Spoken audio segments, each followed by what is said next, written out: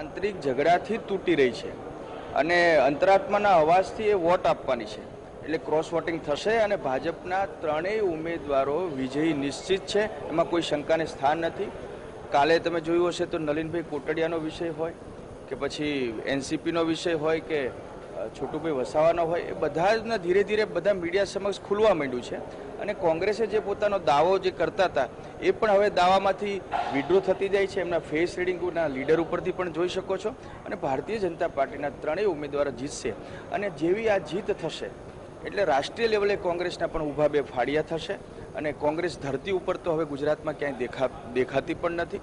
અને મને લાગે છે કે જે ધારાસભ્યો બેંગ્લોર ગયા હતા, 5 સ્ટાર હોટલમાં રહ્યા હતા, કોંગ્રેસના નેતૃત્વ એમને બંધક બનાવ્યા હતા, એના માટે પણ ગુજરાતની જનતાનો આક્રોશ છે એ પણ વિધાનસભાની ચૂંટણીમાં પ્રદર્શિત થશે. જે રીતે શૈલેષભાઈએ કીધું કે તેને જરૂર કરતાં વધુ મત મળશે, કોઈ પ્રશ્ન જ નથી આવતો.